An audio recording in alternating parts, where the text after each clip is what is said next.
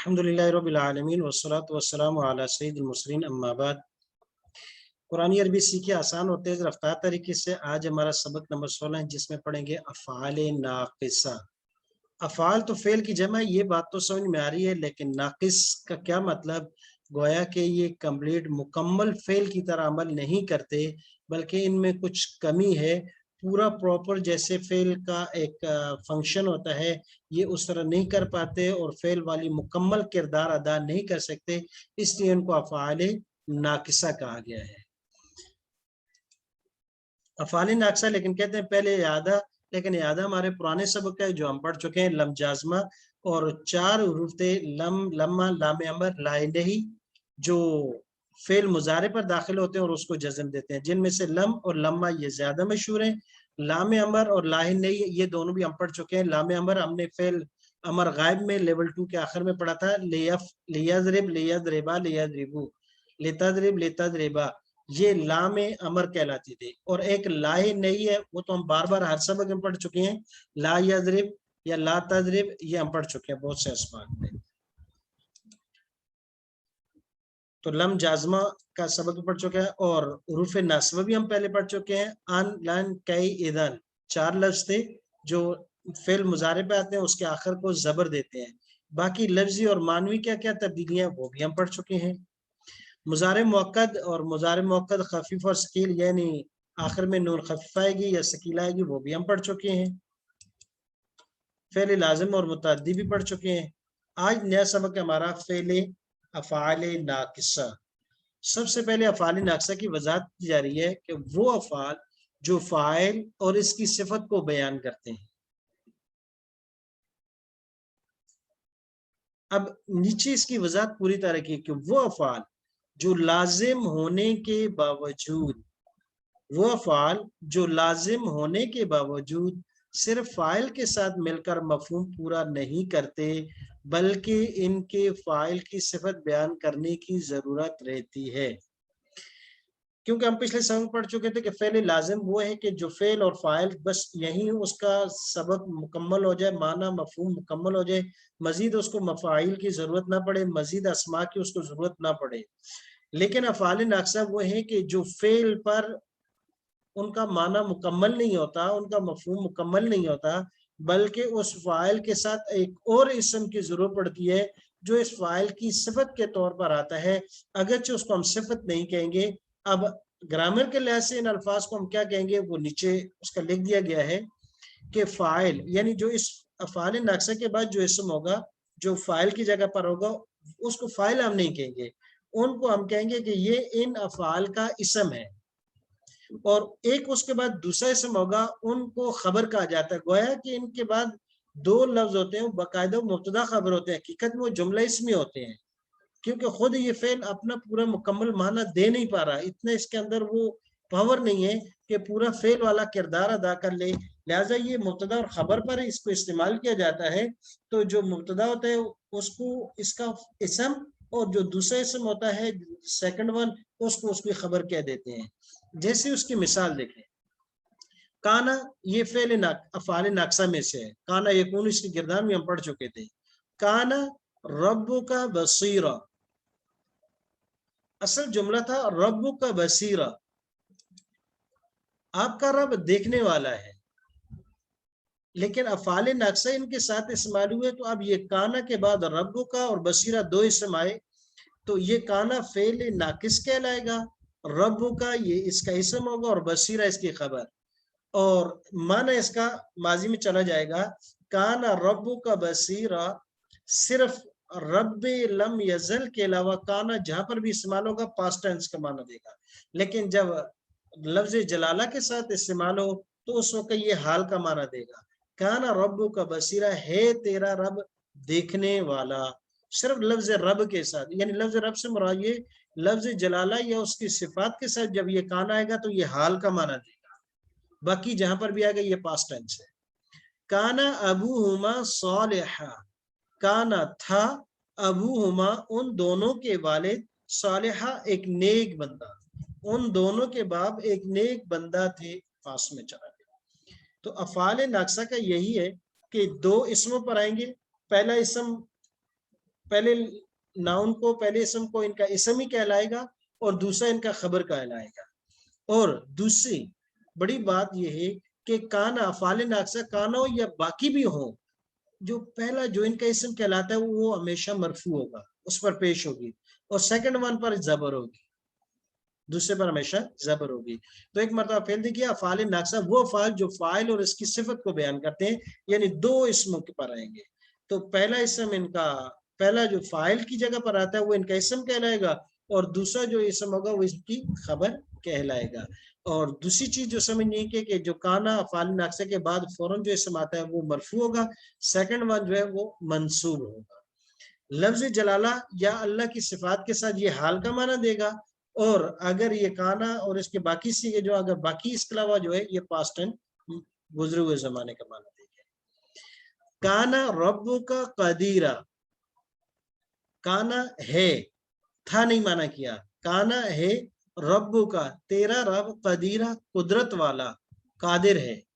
کانا امر اللہ، ہے اللہ کا حکم، مفعولا ہو کر رہنے والا. کانا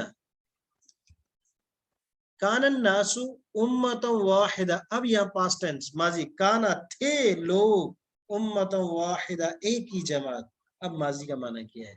کان الناس امتا واحدہ، کہ تھے لوگ ایک ہی جماعت. اب ایک سوال یہ اٹھتا ہے کہ پھر ان افعال ناقصہ کی ضرورت کیسے پڑی؟ ان کو اگر ہٹا دیں تو الناس امت واحدہ مانا تھا کہ لوگ ایک جماعت ہیں، لیکن یہاں یہ جملہ اس میں بن جاتا، یہ حال کا تو معنی دیتا لیکن پاسٹ میں اس کا معنی نہیں کر سکتا. جملہ فعلیہ کے اندر زمانہ آتا ہے، جملہ اسمیہ کے اندر صرف وہ مفہوم ہوتا ہے، اس کو کسی اگر پیرائے میں ڈال دیا جائے تو اپنا معنی مستقبل حال ماضی کے ساتھ جا سکتا ہے. تو اس لیے یہ اب جملہ فعلیہ کہلائے گا، جملہ اسمیہ نہیں. جی اب افعال ناقصہ کتنے ہیں؟ ٹوٹل تعداد ان کی 17 ہے، قرآن کریم میں 11 استعمال ہوئے ہیں. ٹوٹل تعداد ان کی 17 ہے، ہم 17 نہیں پڑھیں گے، ہم وہی پڑھیں گے جو قرآن کریم میں استعمال ہوا، اور وہ 11 ہیں.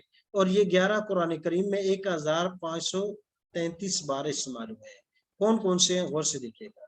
کانا، ہوا یا تھا، اس کا معنی کیا جائے گا. ضل، دعا کے ساتھ ہے، دعا کے ساتھ، ہوا یا ہو گیا. قرآن مجید میں اس کی مثالیں موجود ہیں. عادہ، دوبارہ ہوا. غدا، صبح کے وقت ہوا. اصبح، صبح کو ہوا.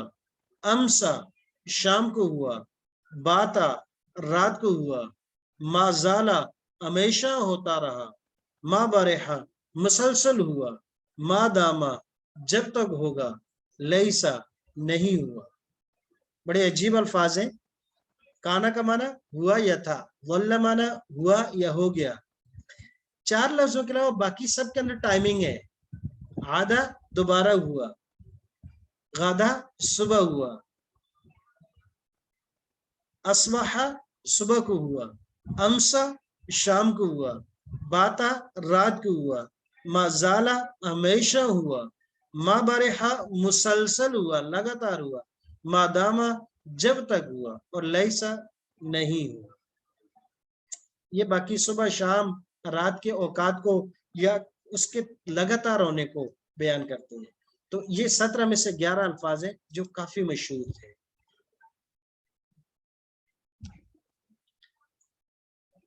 جی کانا کا استعمال ماضی استمراری میں بھی تھا کہ یہ ماضی کے سیغے جب مضارع پر داخل ہو تو ماضی استمراری بن جاتا ہے.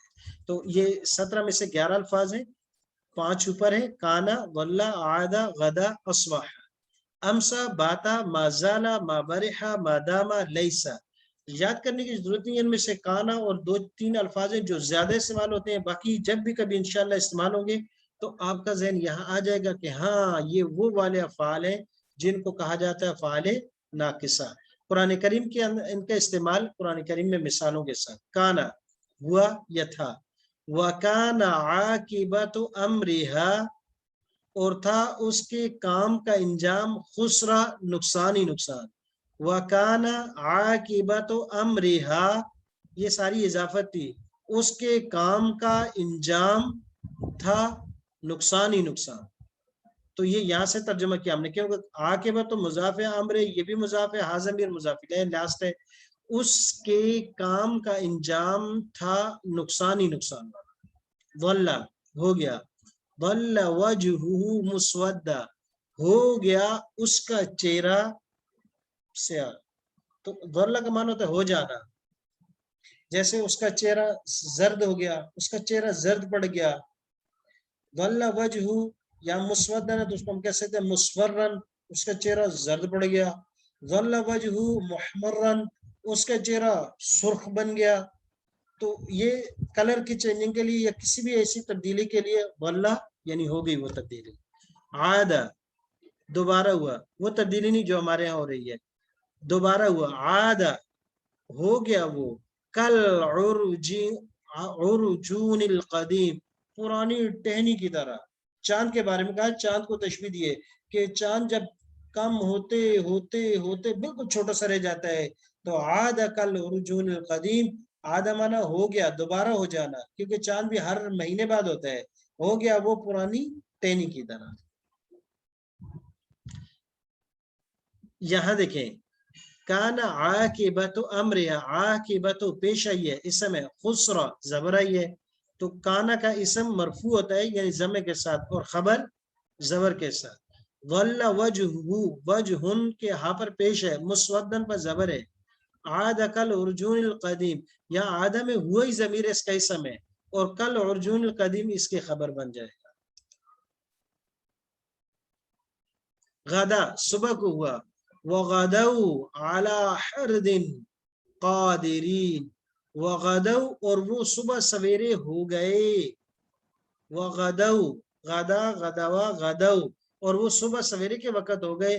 على حرد قادرین، منع کرنے پر، قادرین قدر، کن کو؟ غریبوں کو. اصبح امسا، اصبح کا معنی صبح کے وقت میں ہونا اور امسا کا معنی شام کو کسی کام کو ہو جانا.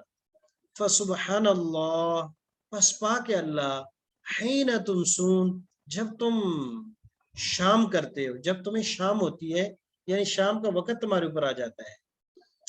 وحین تصبحون، اور اس وقت بھی پاکی اللہ کے لیے جب تم پر صبح ہوتی ہے، یعنی جب تم پر صبح ہو یا تم پر شام ہو، پاک ہے وہ اللہ کی ذات. بات مانا رات کو ہونا، رات گزارنا. یبیتون رات گزارتے ہیں، لربہم اپنے رب کے لیے، سجدا و قیاما سجدے اور قیام کرتے ہوئے. تو یہاں سجدا و قیاما یہ دونوں ان پر زبر ہے.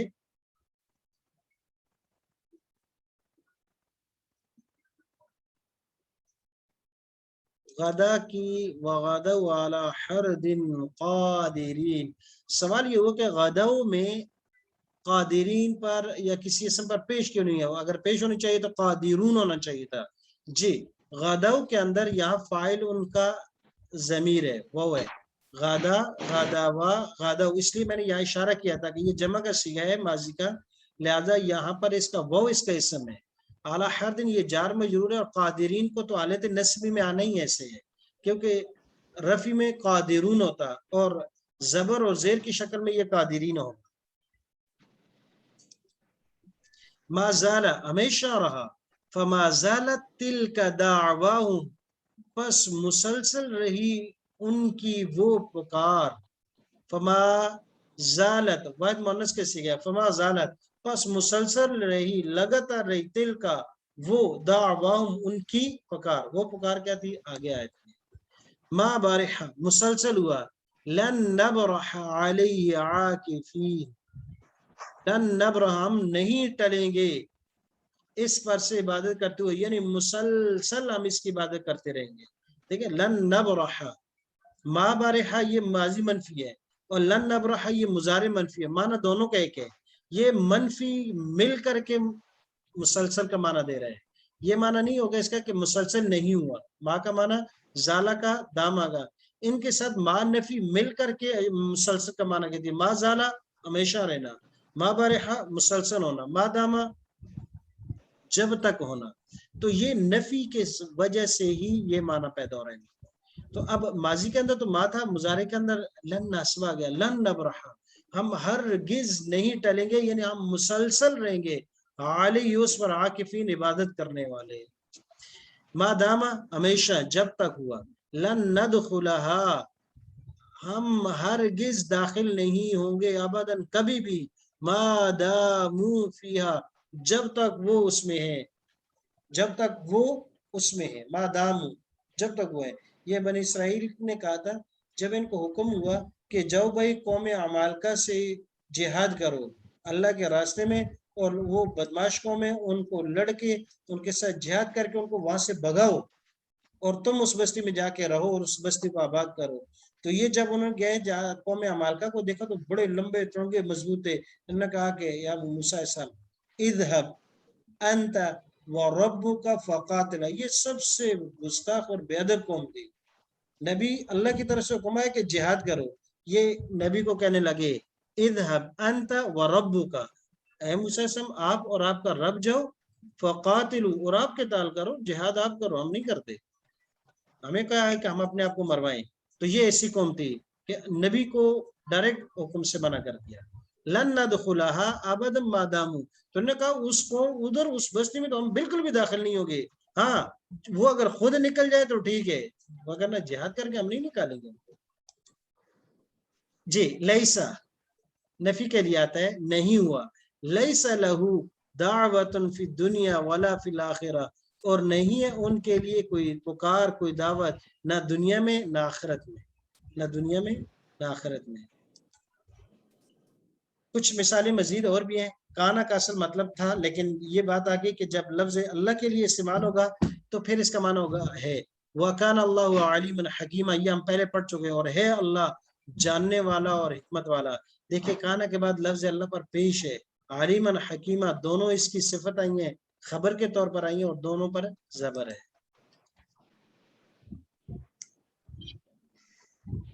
یہاں ایک قاعدہ ہے، لیکن اس قاعدے سے پہلے تھوڑا سا بریک لیں گے۔ جی تو ایک پچھلا سبق ہم نے پڑھا تھا لازم اور متعدی کا، تو اس میں کوئی کنفیوژن تھی، تو ابھی کیونکہ ہماری کلاس میں اکثر ڈاکٹرز آتے ہیں تو ڈاکٹر صاحب نے مثال دی تو اچھی طریقے سے سمجھ میں آ گئی کہ ان کو فعل ناقص کیوں کہتے ہیں اور لازم اور متعدی کیا ہوتا ہے۔ تو اس کی مثال بیماری سے ہی دیکھا جائے کہ جو بیماری ایک انسان سے دوسرے کو لگتی تو اس کو کہتے ہیں یہ بیماری متعدی ہے، جیسے بہت سی بیماریاں ہیں، کورونا کو بھی متعدی بیماری کہا جاتا ہے، اور اس طرح بہت سی بیماریوں کے بارے میں ڈاکٹر حضرات کہتے ہیں کہ یہ متعدی ہے، یہ ایک آدمی سے دوسرے کو لگتی ہے۔ تو جب فعل بھی فاعل سے تجاوز کر کے یعنی اس آگے کسی اور چیز تک جب جاتا ہے تو وہ بھی متعدی ہو جاتا ہے، فاعل سے جب جاتا ہے تو وہ فعل متعدی، اور اگر وہ متعدی نہیں ہو یعنی ایک سے دوسرے کو نہ لگے، ایک سے دوسرے اسم کی طرف نہ جائے تو وہ لازم کہلاتا ہے۔ دوسری بات یہ فعل ناقص، فعل ناقص یہ کیوں ہے؟ اس لیے کہ یہ آلریڈی خود ایکشن ورب نہیں ہے، ان میں سے کسی کے اندر بھی کوئی ایکشن نہیں ہے، بلکہ یہ دوسرے کے ایکشن کو بتاتے ہیں، اور زیادہ تر ان میں سے ٹائمنگ کے لیے ہیں یا کسی کام کے کسی بھی ایکشن کے کنٹینیو ہونے کے لیے ہیں۔ تو جب یہ کسی دوسرے ایکشن کو ایکسپلین کر رہے ہیں اس کو بتانے کے لیے، خود یہ کوئی ایکشن نہیں ہے، تو اس لیے ان کو فعل ناقص کہا جاتا ہے، اور یہ لازم بھی ہے کہ یہ متعدی بھی نہیں ہو رہے۔ اور تیسری بات جو ہے یہ زالہ بارحہ داما، زالہ کا معنی ہے ختم ہو جانا، زائل ہو جانا، بارحہ کا بھی یہی معنی ہے کہ جو چیز ختم ہو جائے، لیکن جب ان پر نفی کا معنی داخل ہوا تو زالہ کا معنی ختم ہو جائے، اور ما زالہ جو ختم نہ ہو، تو جو چیز ختم نہیں ہوگی وہ ہمیشہ ہوگی۔ ما بارحہ کے بھی اسی طرح، داما کا معنی ہے یعنی داما یدوم قائم رہنا، اور ما داما جب تک قائم رہے، تو یہ ما حرف نفی کے ساتھ مل کر ان کے معنی کے اندر دوام، تسلسل اور کنٹینیوس کا معنی آ جاتا ہے۔ تو آج کا سبق ہمارا افعال ناقصہ کا تھا جو 17 ہیں ٹوٹل، اس میں سے ہم نے 11۔ جی اب قاعدہ یہ کہ کانا یکونو، پہلے اس کے ہم گردان بھی پڑھ چکے ہیں، اس کے لیے قاعدہ صرف مضارع کے اندر کہ جب فعل یعنی کانا یکونو، مضارع اس کا یکونو، یکونان، یکونون، تکونو، تکونان، تکونون، اکونو، نکونو، یقولو کی طرح ہم پڑھ چکے ہیں، لیکن قاعدہ یہ کہ یہ حرف جازم، حرف جازم جب کانا کے فعل مضارع میں داخل ہو تو اگرچہ کانا کی نون اصلی ہے لیکن بس یہ قاعدہ ہے کہ جب حرف جازم مضارع پر داخل ہو جائے تو اس صورت میں اس کی جو اصلی نون ہے اس کو حذف کر سکتے ہیں. کانا کے اندر کاف واو نون 3 حروف ہیں، نون اصلی ہے، اس نون کو ہم حذف کر سکتے ہیں. اب اس کی مثال دیکھیں، قرآن مجید میں آئے لم یکو، اصل میں تھا یکن، یکونو سے، یکونو واحد مذکر غائب کا صیغہ تھا، تو لم داخل کیا تو لم یکن ہو گیا، اور آخر سے نون بھی حذف کر دی تو لم یکو، لم یکن سے نون کو حذف کر دیا، صرف نون کو، یکو ہو گیا. لم تکو اصل میں تھا لم تکن، لم اکو تھا اصل میں لم اکن، لم نکو اصل میں تھا لم نکن. چاروں کے چاروں لفظ قرآن مجید میں استعمال ہوئے ہیں. لم یکو مغیرم نعمتن، نہیں وہ تبدیل کرنے والا نعمت کو، ولم تکو شیئن، اور نہیں تھے تم کوئی چیز، ولم اکو بغیہ، اور نہیں تھی میں کوئی بدکار، لم نکو من المصلین، اور نہیں تھے ہم نماز پڑھنے والے. تو یہ سارے لم یکو، لم تکو، لم اکو، لم نکو اصل میں تھے لم یکن، ان سب کے آخر میں نون تھی تو نون کو حذف کر دیا تو لم یکن. ہاں جب اس کو کسی لفظ کے ساتھ ملا کر پڑھیں تو یہ نون واپس آ جائے گی، جیسے یہ بھی تھا لم یکو، لیکن جب اس کو الذین کے ساتھ ملا کر پڑھا تو نون واپس آ گئی، لم یکن الذین کفروا من اہل الکتاب. اور قرآن مجید میں یہی 4-5 مثالیں ہیں، اور صرف یکونو کے ساتھ، یکونو کانا یکونو کے مضارع میں جب اس پر حرف جزم آ جائے تو اس نون کو حذف کر سکتے ہیں، یہ اختیار ہے، ضروری نہیں ہے. اب یہ کانو کی مثالیں دی ہے، وہ کانو ینحتون من الجبال بیوتا، یعنی ناقصہ کی، یہاں یہ ماضی استمراری کی مثال ہے.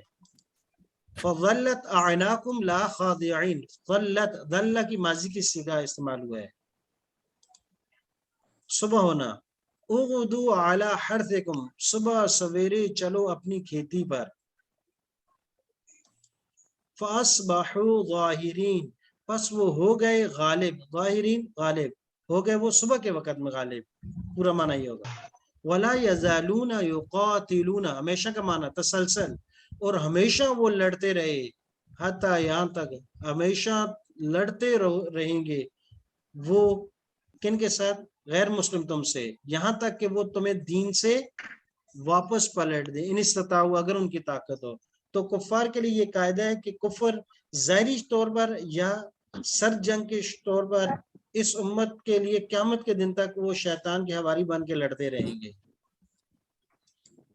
لا ابرح حتی ابلغ مجمع البحرین او امضی حقوبا، مسلسل چلتا رہوں گا یہاں تک کہ یا تو ان دونوں سمندروں کے سنگم پر پہنچ جاؤں، یا جو ہے کوئی زمانہ اتنا گزر جائے زندگی ہی نکل جائے.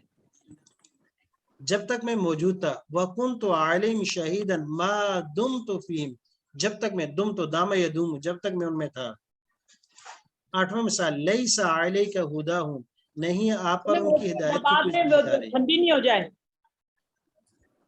یہ بس آگے مثالیں ہیں، ان کو ایک نظر دیکھ لیجئے گا غور سے، بلکہ ان کو میں آپ کے پاس بھیج دوں گا کہ دیکھیں فعل ناقص بھی ہے اور اس کے ساتھ ساتھ اس کا فعل فاعل کیا ہے. تقریباً زیادہ تر مثالیں کانا یکونو کی ہیں، اس کے علاوہ باقیوں کی نہیں ہیں. سبحانک اللہم و بحمدک ونشہد ان لا الہ الا انت نستغفرک ونتوب الیک. سنگولر میں تو یہ آ گیا نا، سنگولر میں یہ اصل صیغہ ہے یکونو، یہ سنگولر صیغہ ہے. یکونو اصل میں تھا، لم داخل کیا تو یہ یکون ہو گیا، واو اور نون کے درمیان میں التقاء ساکنین آئی تو لہذا واو کو حذف کر دیا تو یہ بن گیا لم یکن. اب یہ قاعدہ جو ابھی ہم نے پڑھا اس کے تحت جو ہے اس نون کو حذف کر دیا تو یہ بن گیا لم یکو. اسی طرح اس کے علاوہ بھی اگر کوئی اور جو ہے حروف آتے ہیں تو وہاں پر بھی یہ ایسی ہے لم اکو، جیسے لم اکو مثال کے طور پر دیکھ لیتے ہیں کہ یہ اصل میں تھا لم اکونا، اصل میں ہے اکونا، اکونا. اب اس میں لم جب داخل کریں گے، یہاں ادھر لم لگا دیا تو اس کی وجہ سے اس نون پر جزم ہو گئی، واو اور نون دونوں ساکن جمع ہو گئے تو لہذا اس واو کا حذف کر دیں گے تو یہ بن جائے گا لم